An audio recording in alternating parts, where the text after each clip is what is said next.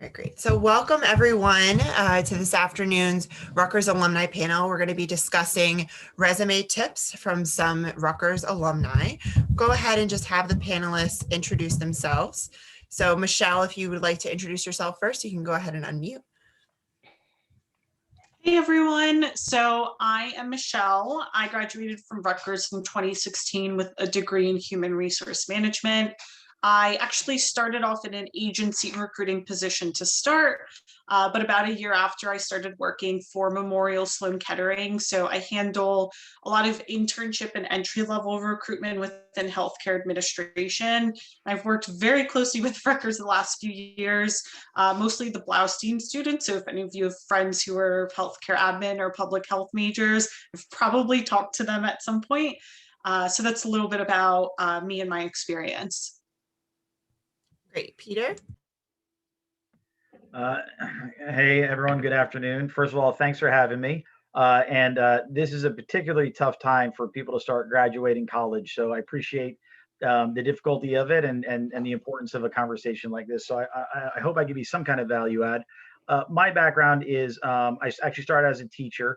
And then I got into recruiting. So I've been doing recruiting for, I think, a little over 10 years. I started as an agency as well.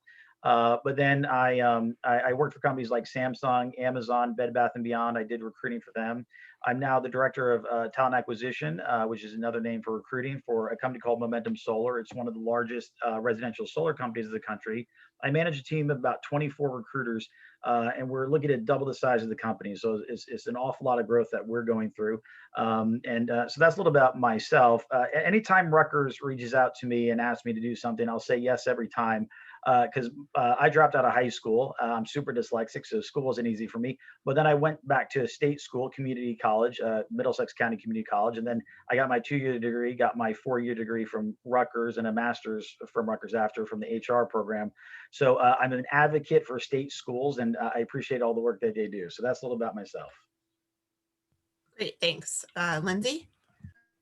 Hi, everybody. I'm Lindsay Steinbach. It's really nice to be here. I'm really happy to be participating. I graduated in 2014 with a dual degree in psychology as well as human resources. So I thought I wanted to be a psychologist. And then after a year and a half of psych classes, a friend of mine was taking HR classes and it sounded really intriguing. And so I said, let me pick up that as my minor. And then it ended up becoming a second major. So, I graduated in 2014 and I worked in the recruiting world, first at Church & Dwight, who's a consumer packaged goods company. They make Arm & Hammer, vitamin gummies, all of these consumer products. And then I worked at Citi for a little bit. And now I've been at the Port Authority of New York and New Jersey for the past 4.5 years, and I manage their college recruitment. So some folks on the call may have met me at a career fair, but I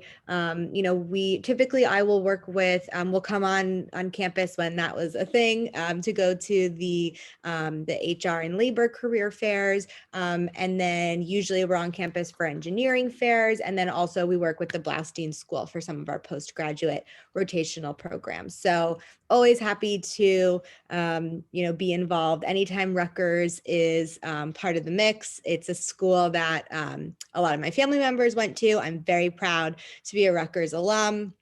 It brings such pride whenever I'd go back onto campus. So really happy to be helping out. And I actually just started the master's program at Rutgers for HR. So I am an alumni as well as a current student. So really happy to be back in that role. So thanks for having me. Great, thanks. Amy? Awesome. Lindsay, I used to intern at the Port Authority 10 years ago, but oh, that's so funny. Yeah, we probably know some of the same people. I'm sure we do. Yeah. That's so funny. Nice meeting you, and nice meeting everyone else too. Very excited to be here. Rutgers, I'm definitely here, Rutgers alum, and I graduated from labor studies with my bachelor's in 2011, and then went back for my master's degree. And I've been doing HR for about 10 years now. Started off actually in benefits and compensation, and then moved towards talent acquisition. So been in the talent acquisition space for about 3 to 4 years. I'm not sure if you guys heard of Daiichi Sankyo, but we are a pharmaceutical company in New Jersey. And then I wanted to take more of a risk. So I went into a more startup organizations after 7 years of being with pharma.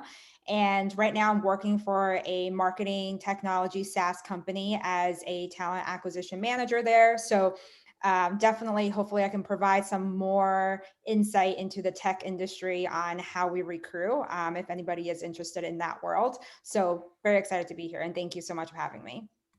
Great. Thank you, everyone. And I'll have you share a little bit, more about your background and your advice for students, as we go through some of the questions. Before we totally, kick off our questions, I just want to reintroduce some of my colleagues on the call with us. So LD, would you like to just introduce yourself?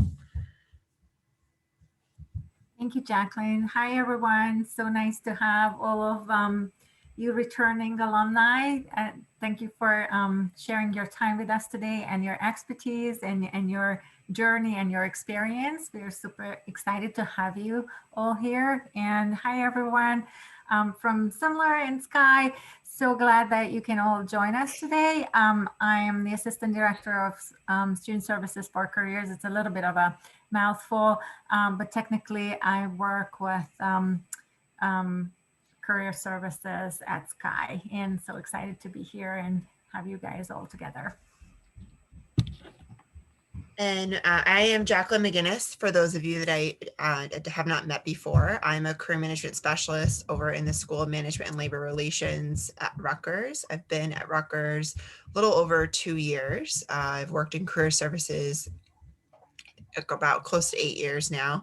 Prior to that, I was a business consultant for IBM in Washington, D.C.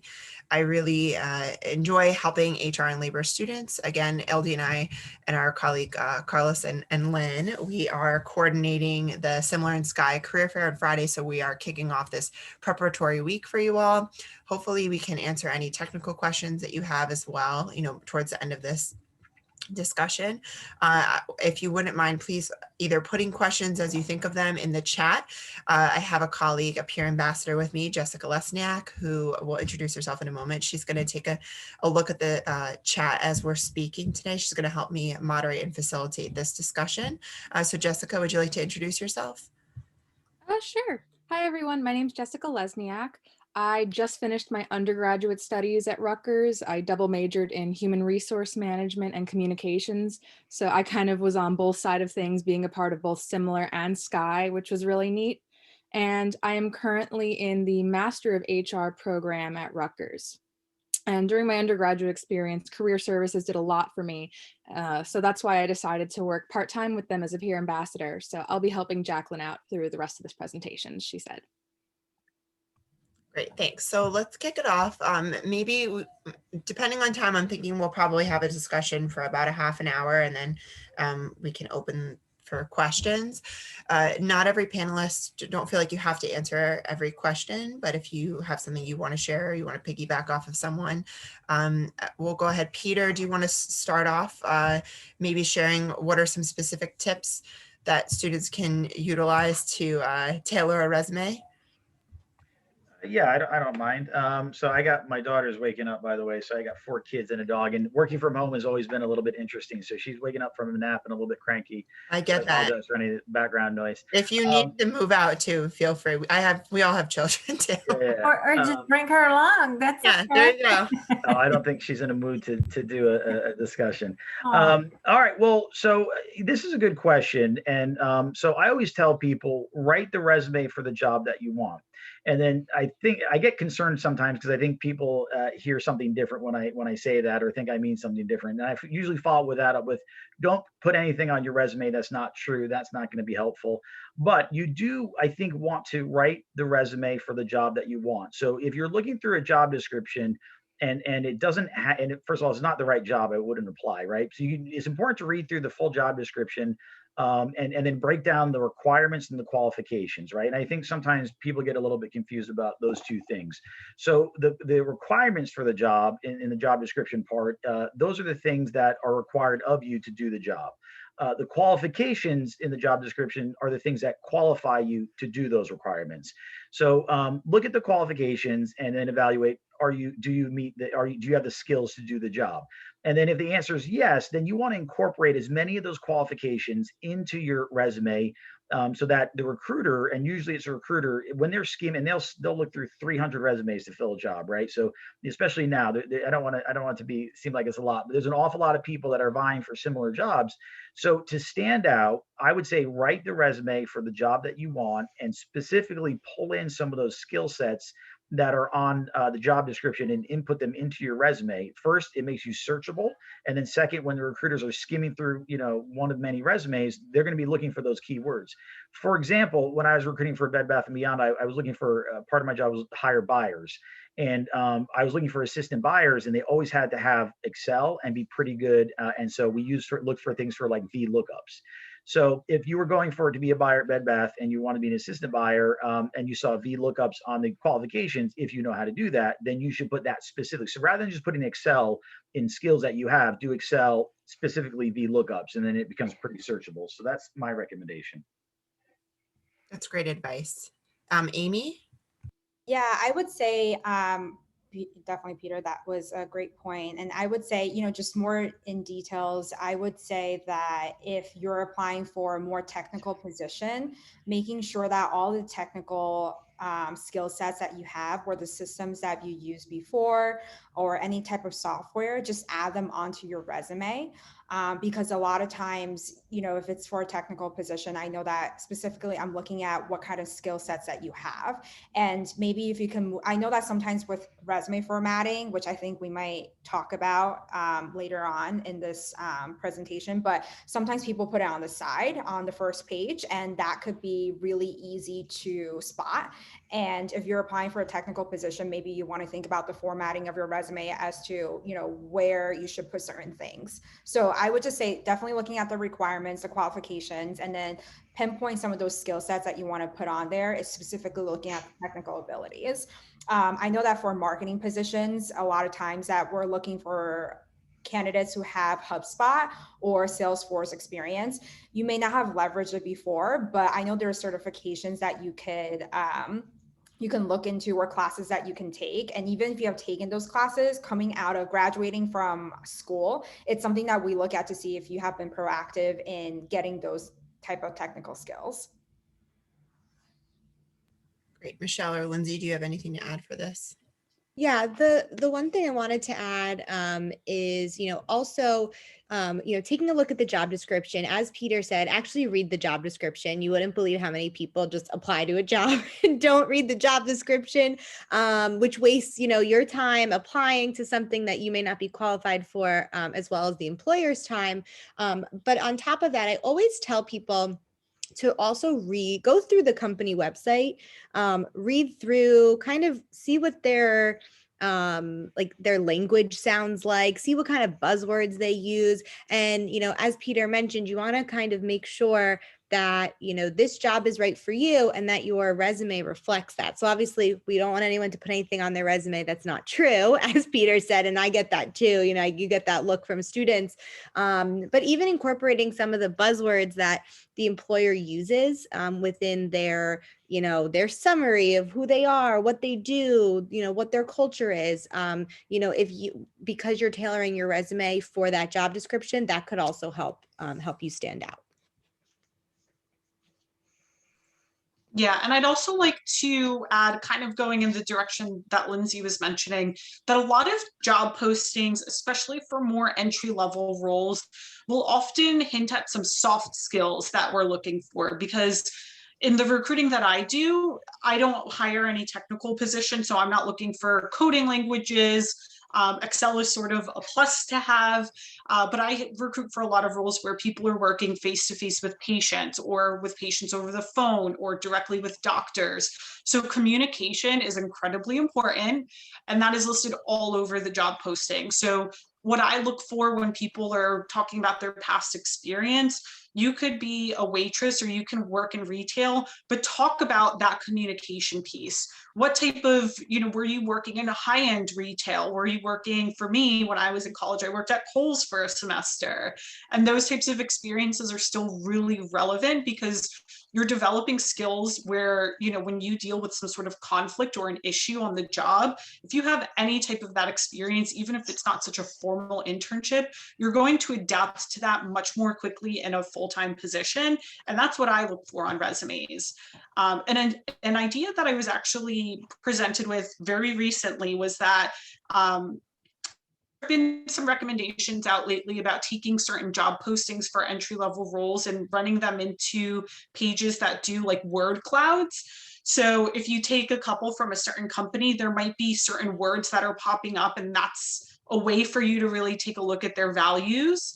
So I thought, that was really interesting. And if I were back in college, I wish somebody had told me that, because that's a way that you can pick out some of those words. So for me, I write effective communicator. So if that comes up on the word cloud, I need that on my resume. I need to highlight that skill set when I'm applying to that particular company. Whereas another job or another area might be more on, analytical skills, and I might talk about how I looked at reports in an internship or something like that. So those are the types of things that you need to take a look at as you're trying to customize your resume for specific jobs that you're applying to. Great, thank you. That's very helpful advice. Speaking of the word cloud, I think some business communication class I took, I was communication and HR when I did my undergrad degree. And I remember someone talking about using that or Wordle, and the number of words that popped up, that you need to make sure that those were key in either in your key skill section or somewhere within your accomplishments. So that's actually a good point. And one website I wanted to mention for you all, just based on what the panelists were mentioning, is onetonline.org. I'm going to put it in the chat in a minute. If you have no idea where to start, look at the job description, as all four of the panelists just mentioned. And I think what Peter was initially saying was really relevant too. I always say this with cover letters and resumes, you should write them for a specific job, and then you can, edit it moving forward. But you shouldn't just write it abyss. Like, you should have a goal in mind when you're starting to write and then edit moving forward. But if you really are having writer's block, ONET Online gives you some tasks and keywords to even just start, in addition to the job description, of how you can kind of compile your resume. Thank you, LD. LD is on top of it because she probably uses this in one of her classes that she teaches too. While the panelists were speaking, there was 2 questions that came up, so I will pause right now. Christelle, I believe it was, asked the first. Do you want to unmute and ask your question? Yes, thank you so much. Yeah. So I know we're speaking about the job posting, and we should kind of like look at it and figure out if we meet all the requirements. But from my past experience, I noticed that I don't necessarily want to super qualify because I want to leave some room to grow. So like, what is the rule of thumb that we should go by when we're applying to a position, but don't want to be overqualified for it? Feel free, anyone can answer this. That's a really good question. I feel like for the positions that I've been recruiting for, usually it's better to overqualify, but of course you want to be truthful in terms of what your background and experiences and skill sets have been. I guess it might be a little bit different because in a startup environment, we always want somebody who has wore many hats before or have many various set of skills and experiences. So it's always good to make sure that you have the skill sets in there and see if it aligns to our requirements. But also sometimes it can be super open. I would just say it really depends on the roles, but I'll let the other panelists chime in on that. What do you mean by overqualified? I don't know. If someone's a recent graduate or getting ready to graduate. I know some people work while going to college. I did. I'm not sure if a lot of the jobs that you apply for, if someone's a recent graduate, would necessarily be overqualified. So I guess, what do you mean by overqualified? So I used to run an onboarding experience, and we used to hire people fresh out of school.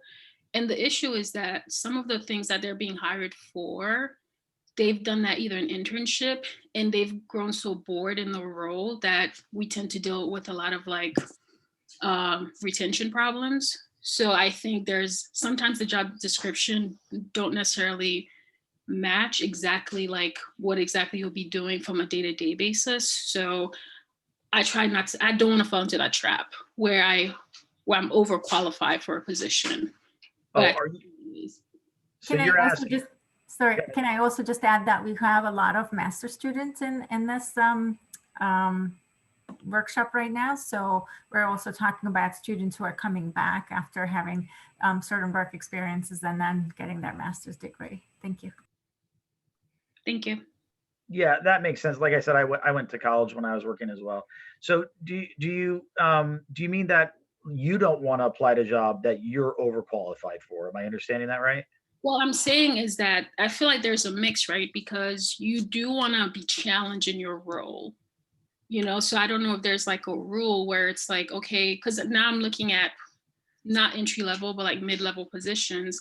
And sometimes I read the description and I'm not quite sure if I meet every single box, but I know I could do a pretty good job, but I don't know how that will come across when I'm interviewing if I don't check every single box that they're looking for. And not necessarily what's mandatory, but sometimes it's a nice to have. So I don't know if there's like a rule. I see. So I understand. So you're saying you don't want to apply to a job that you're overqualified for, but also you want to make sure that if you apply for a job that's maybe like a stretch, or that you can do 80 or 90% of the job, and you might be missing one small thing on the qualifications. How do you still, get your resume across that you could do the job while still being honest and saying, like, I can do 80, 90% of the job, but I'm missing these one or two things. I look, I would have to say this is not a great answer, but it would depend on the role and things like that. I would go back to write the resume for the job that you want. And a lot of, I think people, when they're applying for jobs, they apply for the job with the intention of getting starting that job, where really I would say apply for jobs with the goal of getting the interview. Then once you have the interview, do the interview with the goal of getting the offer. Then once you have the offer, it's up to you whether you take the job or not. So I would say maybe cast a wide net, apply to a variety of jobs. I don't know if I could think of like a general rule of thumb of the best way to look at jobs to make sure that you're applying to a job that you don't want to apply jobs that are entry level. You want something that's more mid level. I mean, the only thing that you could really look at is years of experience that they're looking for. If they're looking for someone that's 0 to 2 years, I mean, of experience, maybe that's too entry level. If it's 2+ or 4+, that's a good starting place to go. And then the title.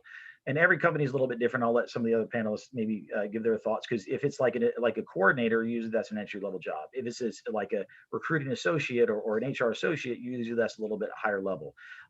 So I would say there's general rules of thumb where the job title will indicate the level of the job that it is, if that makes sense. And I'll be quiet and let other people kind of give their thoughts on that. Yeah, I'd like to add to that. So depending, if you're looking for a mid-level job and you see a posting that says that they're looking for 5 years of experience, but you have 3 or 4, apply. That type of thing, someone will use their own judgment as they're looking for resumes. No one's going to particularly say, oh, this person has 4.5 years and we're looking for 5. I'm not going to contact them. I think that where you need to use your judgment is if you see something that says that they're looking for 12 years of experience and then you have 3 or 4, then maybe that's not the right role for you to apply to. I think if you check most of the boxes, then you're probably okay. I would also say it kind of depends on what industry or area you're looking at. So if you're not looking at an overly technical job, like if you're not looking at a software developer or something, but it lists certain systems, for example, as a recruiter, there's applicant tracking systems that we use, and every company or most companies use different systems. I'm not going to not apply to a company because I use a different system or a tool. I can easily learn something like that. So you have to use your judgment based on the industry that you're going into about what is something that's easily trainable. Is that something that, I'll be able to pick up in 3 months, or are these skills that I'm lacking something that I need to take a step back and develop myself in a lower level position for a year or so before I can go and apply for something at that similar level? And I just had one other thing to add, and I know I'm sure we want to get to other questions, but I think this is important. So I was going to just say, make sure you're looking at, the years of experience. So I echo the other individuals on the panel about that. I would just say, make sure that it's kind of within what you have. And if it's a few years over, but you've really had experiences that have given you so much, just take that into account. Because I've had my first internship in college, which was an HR internship. I received so much learning and just knowledge there that probably could have been worth like 3 different internship opportunities. So, and it really depends. I've also been somewhere where it's like, no, that really wasn't helpful. So I know that it depends where you work and the type of experience you get. And I don't know if this is a popular opinion, but I always tell people, if you're coming, like, let's say you went to school, then you were working for a little bit, then you went back to school. It doesn't hurt to put like a 1 to 2 sentence objective at the top of your resume, just to kind of summarize. And when I say 1 to 2 sentences, like really 1 sentence. And if you want to put 2, you can, because, a lot of times companies don't ask for cover letters because recruiters just don't have time to read them. But if you put a 1 to 2 sentence objective that you want to be challenged, just, quick, objective of like a summary of kind of what you're looking for and how many years experience you've had. I've found that helps because I manage a postgraduate rotational program for master's students, people only coming out of a master's program. And it is more kind of specific to certain fields like the public sector. But if we see someone that, worked at Chase for 5 years and now they're going back and getting a master's,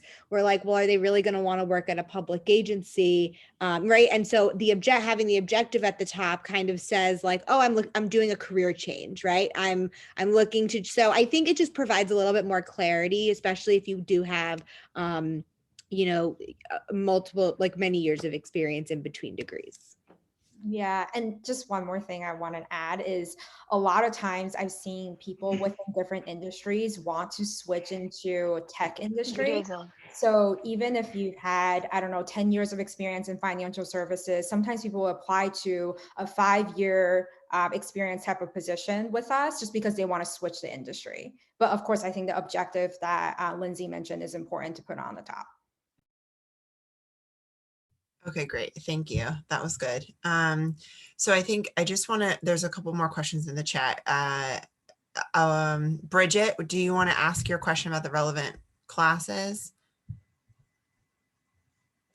Sure. So I think it was Amy was just talking about relevant, technologies and software that we use. Obviously, I'm not in tech, so I don't have that particular thing. But within PR, I know there's so many different branches that you can go into. So I was wondering if it would be good to list relevant classes you've taken, say just general like PR management or crisis communications. Should we be listing that on there or just leave it out and wait for the interview? I didn't know if it was good like keyword generation in there. Just if you guys could talk on that.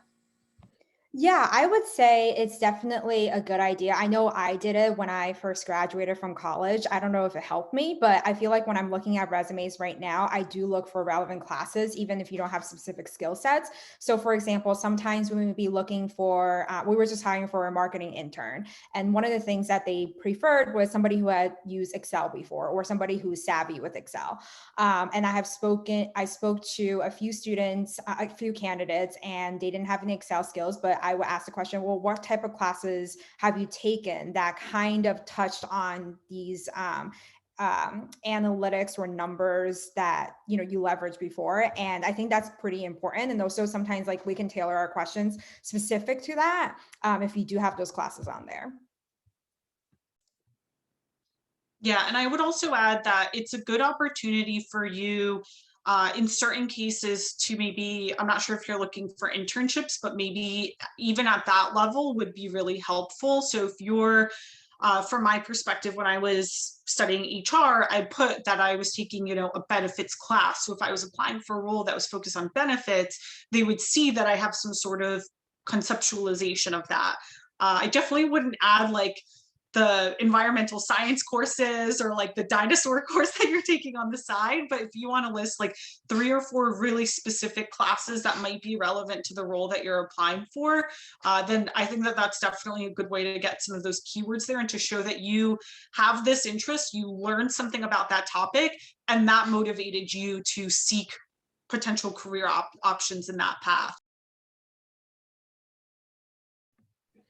And I know that there's a section on LinkedIn where you can also add that information. And sometimes when we do keyword searches or specific searches, it's important to put those things on there too, on your LinkedIn profile. Okay, great. Thanks. Looking at the chat, Metha, would you like to unmute and ask your question? Yeah, hi.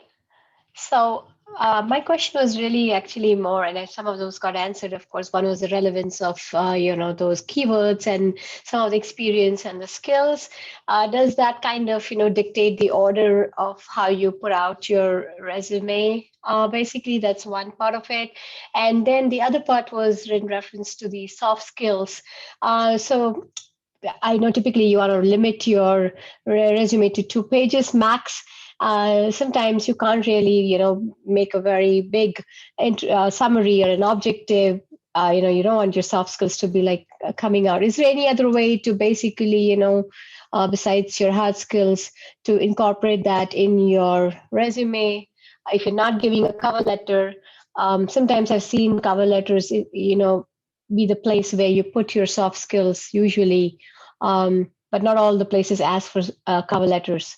So on the resume, how would you do that? Anything that you can comment on? Thank you.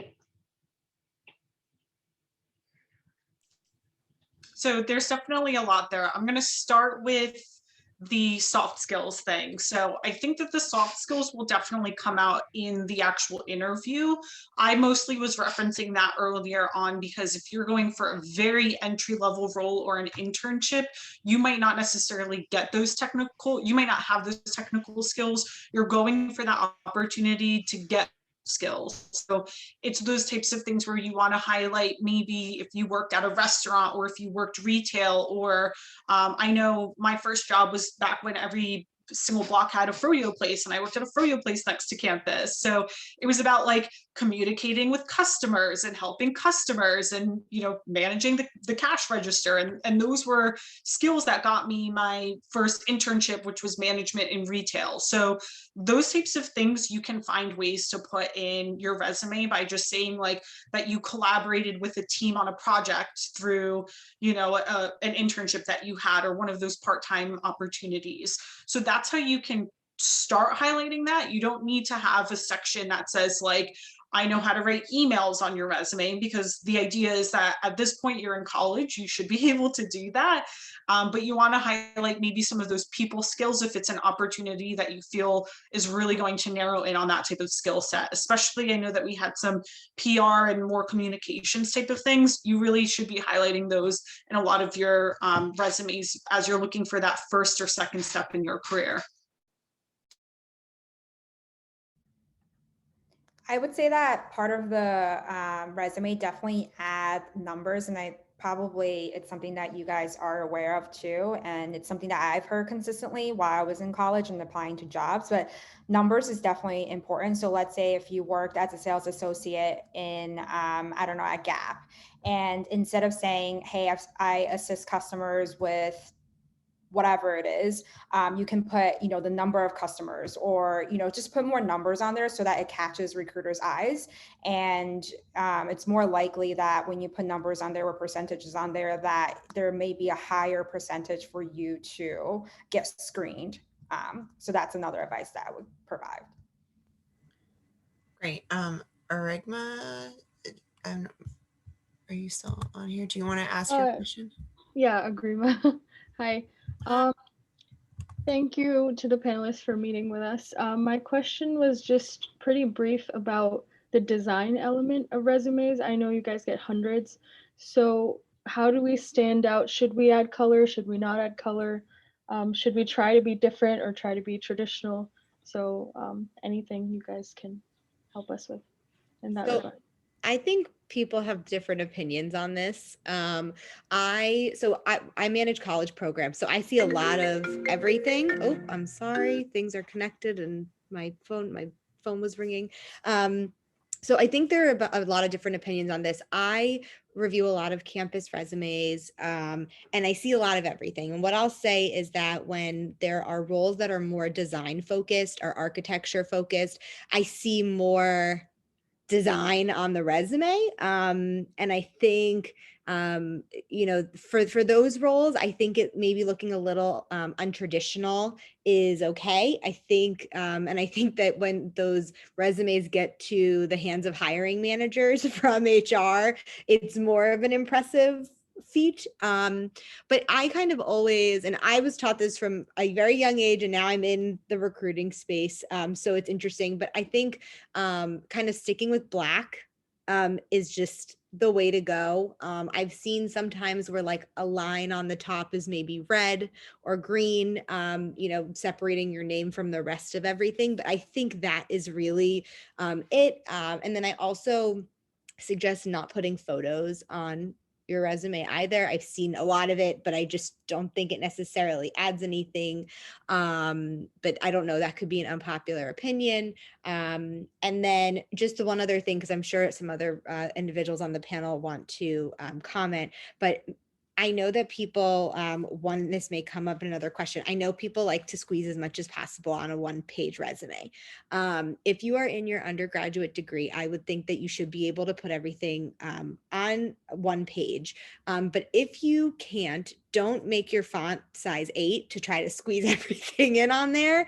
I always tell people, if you're going to go to a second page, okay, that's fine. But make sure it's readable. And also, if you're going to go to a second page, make sure you put a footer on your resume that has your last name, comma, first name, page 1 of 2. Just because a lot of times if recruiters are printing out resumes and they don't have the double-sided feature on their printer on, they're going to lose the other half of your resume. So those are the minor things I wanted to mention. I just want to piggyback on that before one of the other panelists chime in. With that, please check your margins. I've seen people, again, I've been doing this for a little while. I've seen people put headers and footers with their name, their email address, their phone number. And if it is printed, I mean, maybe people are still printing right now in this digital stage of a lot of working from home, but if your margins are less than ½ an inch, most likely, if someone's not using like a laser jet printer, it won't print. So I've seen students at career fairs where they didn't even realize that their name was not printed on their resume. So please check your margins. And again, if you want to hang around on the call, LD and I can show you how to adjust your margins. If I have time, I'll pull it up. I'll do a whole Microsoft Word tutorial for you, but please just double check your margins. Don't go less than ½ an inch. Okay, I think Michelle was going to unmute. If all the panelists can talk about formatting, that would be great. Yeah, and I am so passionate about the traditional black and white resume, mostly because so I use iCIMS, which is an applicant tracking tool. When you are applying for jobs, you might be able to tell what applicant tracking system they use. You might see the word iCIMS, you might see Workday, you might see Greenhouse. It's probably not going to mean anything to you. It really shouldn't. But the point is that when you put a resume that has too much design on it, sometimes those things can get lost in that digital formatting once it gets to me, the recruiter. And not just all of these crazy colors and shapes, but I also strongly advise against putting like a chart in your resume. So I know sometimes people will put like, their name will be in one block of like a little Excel spreadsheet thing in that Word document. And then the next section will be, education, and then their experience. And I'm telling you not to do this, because I did something like that thinking that it would make everything straighter on my resume. And I didn't realize until I started using the current applicant tracking system that I'm using now, that sometimes certain resumes will just come up entirely blank if you use that, or nothing will get picked up that you can search in the applicant tracking system. And on one hand, I wish that that wasn't the case. But I also wish I could go back and like shake 20-year-old me and be like, take that out of your resume. So it's very tedious to edit a full Word document just, by hitting tab or hitting the space bar a bunch of times. But there's no other way that you can make sure that you're guaranteed to have your resume read through the applicant tracking system. Because if you use too much of those other things, it could save in a very strange way. I've also seen a lot of students lately use tools like Canva, where they're like digital editing tools online. And unless you're paying for that tool when it saves your resume, it's going to change a lot of the words, or not change the words, but it's not going to save it word by word. If you save that PDF, it saves it letter by letter. So once again, everything that you try to put in there won't be searchable in an applicant tracking system. So if you're very, very skilled at editing documents and you feel that you have this design background and you can do that, then by all means, if that's relevant to your career field, do it. If you are applying for something in HR, if you were applying for something in a very different field where this is not your expertise, you got to play it safe and do as much black and white as possible. I do put my name in a different color because I have an interesting last name and I want that to stick out to people, but more than that can really potentially hurt you more than it can help you.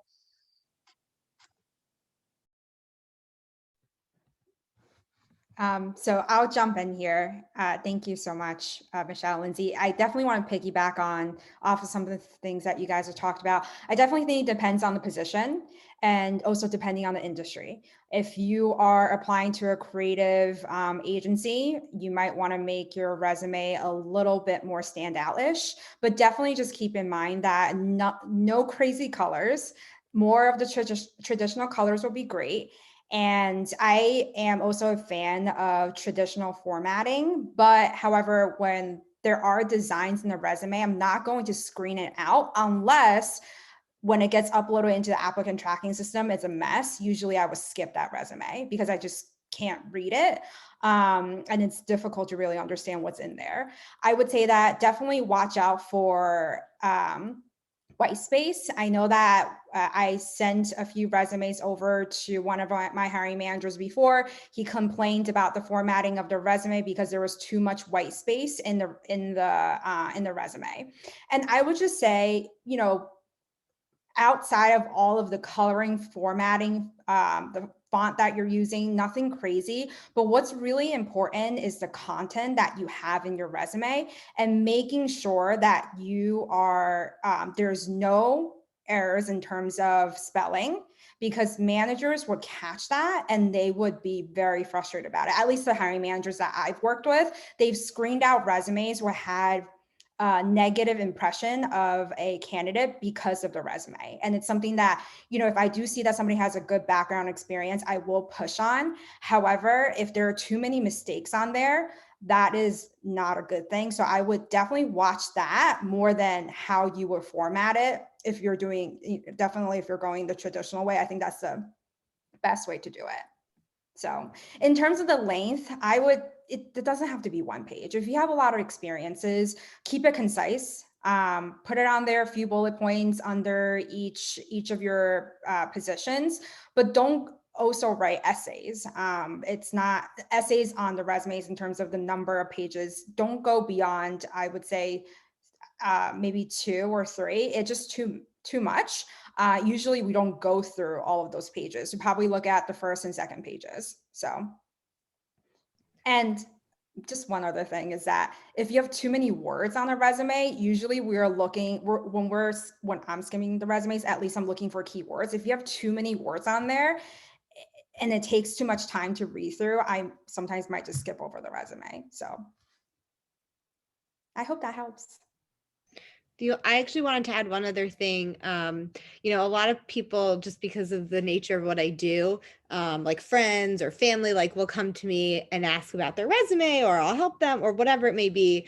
And I'm happy to always do that. I always tell people, if it's not me, have someone else look at your resume before you submit it.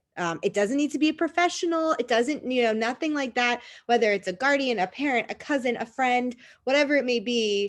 or even just someone, I mean, we're not really in person anymore, but like if you just had a colleague in a class, because you can stare at that thing and stare at your screen for a very long time trying to perfect it. And you may not realize something looks a little off, like your margin, like one side is bigger than the other and you're just not noticing. So, and then also just kind of also sending it to someone, when they open it up, they can be like, oh, I can't see this at all. So, and right, that's like a problem that you wouldn't even know because you're not sending it to yourself, most likely.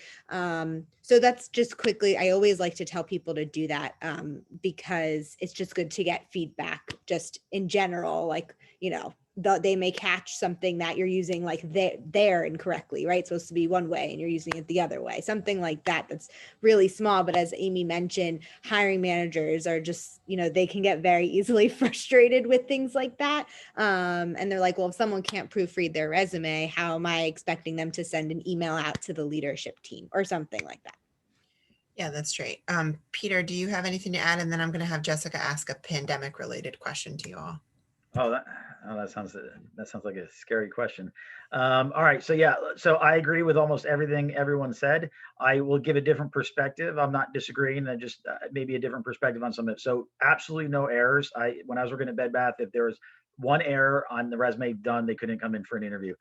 So no errors. I liked what was said about the formatting. So on Indeed and these other ATSs that were mentioned, the Indeed will format your resume for you. So, and it comes out looking really strange. What recruiters should do is, if they want to have you interview, is they'll call you up, they'll go through your resume. It doesn't really matter what it looks like as much. However, what they should do is ask you for an updated resume. So if a recruiter reaches out and says, hey, send me an updated resume, the reason they're doing that is because you've applied through Indeed, and 80% of the applicants come from Indeed, and that will format it in a very kind of wonky way, which was mentioned. Have two resumes, one that's in that simple, very clean format that has been mentioned, and then you could have one that's a little bit more specific or stylized to some degree. I don't know why typewriter font has been popular. I've seen a lot of resumes in a typewriter font, so don't do that. That's a little bit hard to read and a little bit strange. Generic fonts and font styles, I think, is appropriate. I agree. No photo on the resume. That's also been there's trends, right? There'll be trends in resumes and what people do and don't do. So I agree. You have your LinkedIn. You have a professional photo up there, so it's not needed on the resume. It takes up space and it is weird. I would disagree with, I think, or just a different perspective. I would keep the resume to one page. I can keep my resume on one page. What you'll do is you'll drop off the earlier stuff and let those things go, and then you'll keep the more relevant current jobs that you have.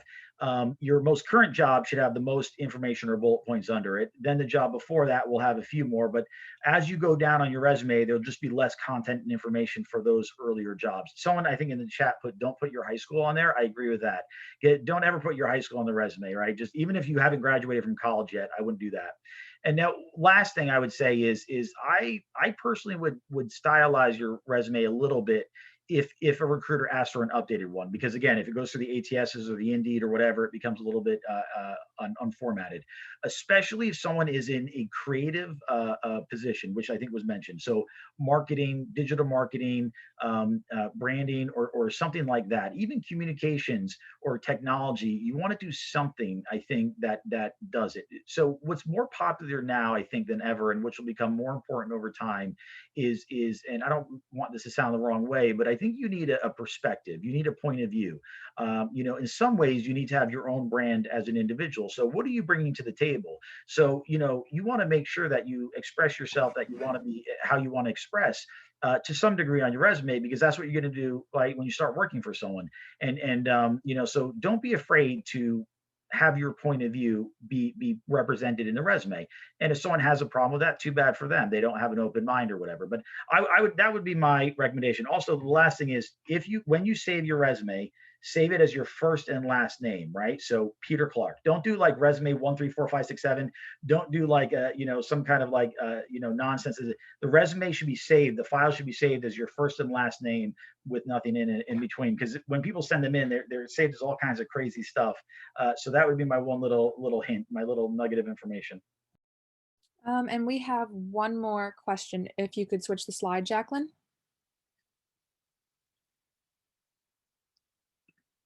Thank you. So should students list internships on their resume that they were supposed to do in the summer of 2020, but were canceled because of the pandemic? No. Sorry. Yeah, this was an interesting one. I know that this was kind of sent to us as sort of something to think about. I did notice, I did a little bit of research because I was like, I've never seen this yet. Wasn't really thinking about it. I know that it was recommended by NACE, which does a lot of like reporting on entry-level recruitment, but I would not recommend it. I know that their thought was, oh, well, getting the job is a part of the experience. But if you had a part-time job last summer, even if it was like door dashing, I would much rather see that than you saying that you got an internship at some place and it was canceled. Unless you were then applying to the same place that your internship was canceled, which, to be quite honest, I would hope that they would be taking care of you a little bit better at that point. Then I would maybe understand that, to show like, hey, like, there's a little bit of a relationship here. But otherwise, I think that the most important part is to show the actual experience that you had. I think recruiters are incredibly understanding at this point that things did not go well, and we can't blame you for that.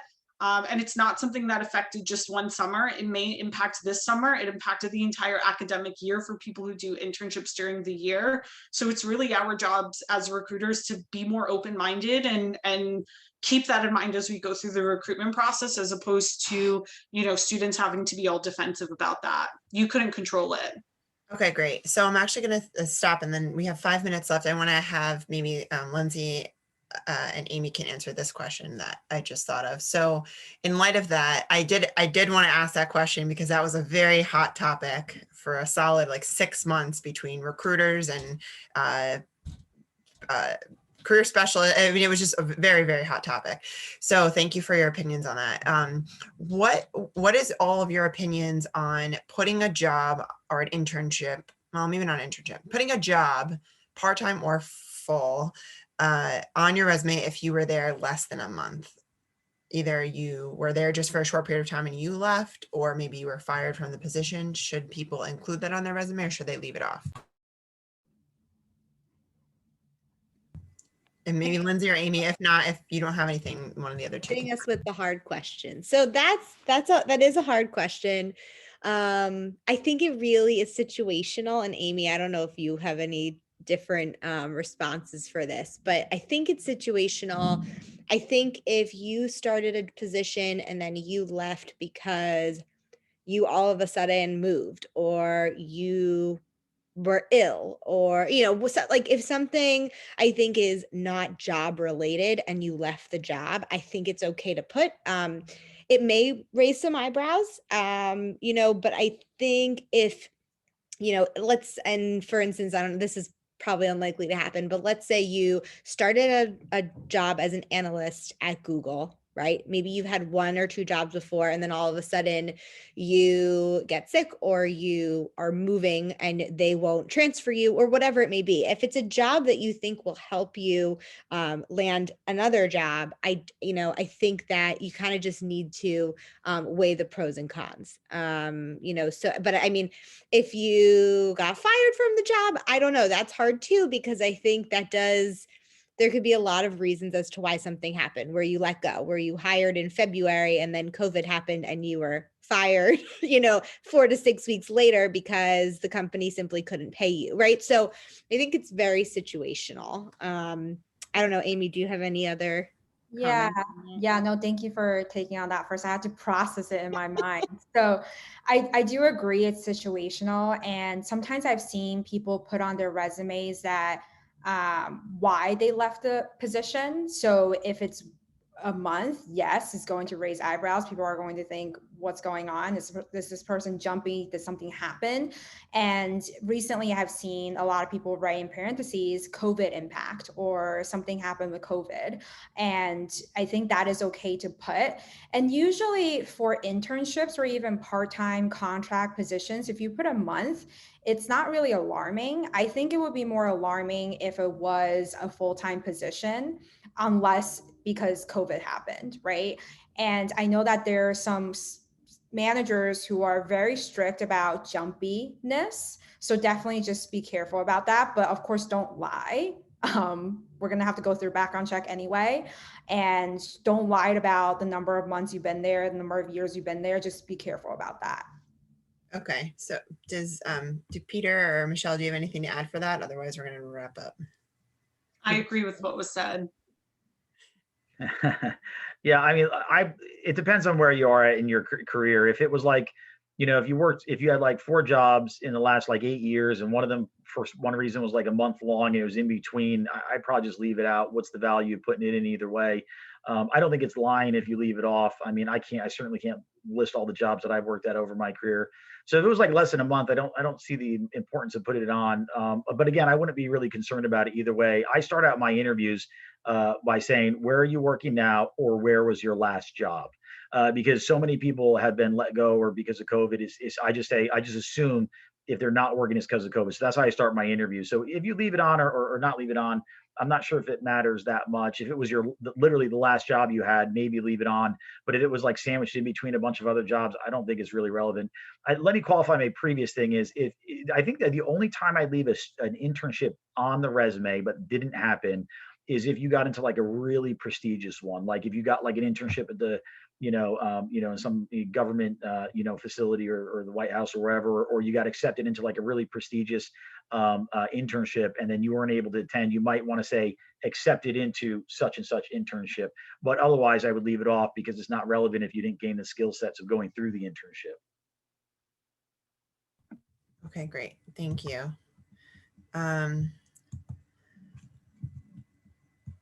Okay, so I think that we, are going to wrap up. I really appreciate all of the time that everyone's, spent sharing some insight. I hope that if you, have other questions, that you're able to connect with the panelists later. If all the panelists are willing, do you mind if students connect with you on LinkedIn if they have further questions?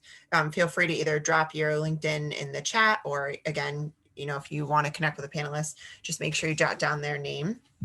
I'll go ahead now. Actually, I can put the original slide back up that has all of their names for you. But I want to thank everyone for the time again. And I am going to just stop recording for a moment. Oh, I think it actually stopped. LD, is it still recording? It says recording on my end. Can you stop recording on your end? No, I mean, like I can see that it's recording. I'm not the one doing it. Yeah, I switched hosts, that's why.